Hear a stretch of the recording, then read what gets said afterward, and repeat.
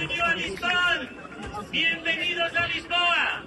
Para esta que é a nossa tradição, aqui com a minha amiga Carla Salsinha, todos os anos, os comerciantes todos de Lisboa, sempre a lutar pela nossa alma e a nossa identidade.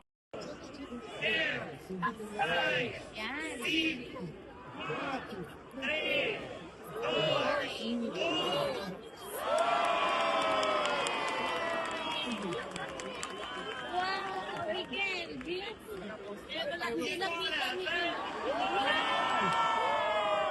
O nosso pior momento, vamos a isso!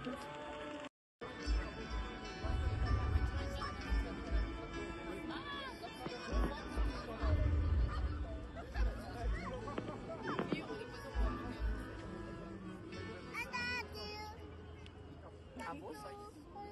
Acabou.